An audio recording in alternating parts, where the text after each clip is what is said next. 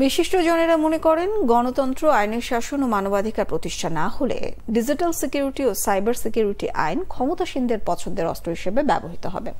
Digital security আইন নিয়ে centre for governance studies আয়োজিত ওয়েবিনারে এমন আশঙ্কা প্রকাশ করা হয়। আরও জানাচ্ছেন দীপন দেওয়ান। বাংলাদেশে 2018 থেকে 2023 সাল পর্যন্ত ডিজিটাল সিকিউরিটি আইনে 5 বছর নিয়ে প্রতিবেদন প্রকাশ করে সেন্টার ফর গভর্নেন্স স্টাডিজ।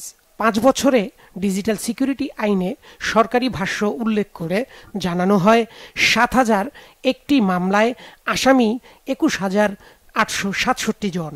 এসব মামলায় সবচেয়ে বেশি আক্রান্ত রাজনীতিবিদ 495 জন আর সাংবাদিক 451 জন।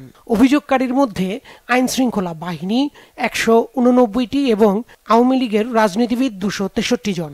ডিজিটাল সিকিউরিটি আইনে প্রধানমন্ত্রীর মানহানির মামলা হয়েছে 190টি। ফেসবুকে পোস্ট বা মন্তব্য করায় মামলা হয়েছে 908টি। বাংলাদেশের প্রতিটি জেলায় এই আইনে মামলা হয়েছে উল্লেখ করেন professor Ali Riaz.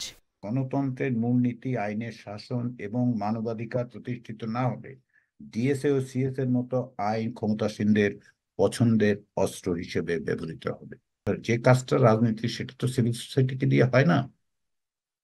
Civil society তার অক্সিলারি ফোর্স হিসেবে কাজ করতে হবে এবং সেগুলির জন্য সাপোর্ট সিস্টেম তৈরি করা, সেগুলি যদি করতে পারেন, সেটা যদি সম্ভব হয়, তাহলে বেরোবার একটা পথ তৈরি হবে। একটা জানলা খুলবে, দরজা খুলবে না, একটা জানলা। দরজা খোলার উপায়টা রাজনৈতিক। ওয়েবিনারে আমন্ত্রিত অতিথিরা বলেন, মানুষের মধ্যে ভীতি তৈরি করা হয়েছে ডিজিটাল সিকিউরিটি আইন দিয়ে। এই ধরনের আইনগুলো প্রয়োগ করা হয়েছে রাজনৈতিক শক্তির বিরুদ্ধে, যে সরকারের সমালোচনা করতে কিংবা সরকারের অন্যায় গুলোকে তুলে ধরতে কিংবা সরকারের যে সকল অপকর্মে যুক্ত সেগুলো সম্পর্কে সোচ্চার ভূমিকা পালন করতে পারছে না। সেখানে নাগরিক সমাজের পক্ষ থেকে এই ভূমিকা পালন করার আশা ও দুরাশা। সরকার এবং রাজনৈতিক দলকে এবং তার অঙ্গ সংগঠনগুলোকে এবং একটি দুইটি পরিবারকে সুরক্ষা দেবার জন্য যদি একটা আইন হয়, তাহলে এই আইনের সীমাবদ্ধতা থাকে এবং অপ্রয়োগ থাকে।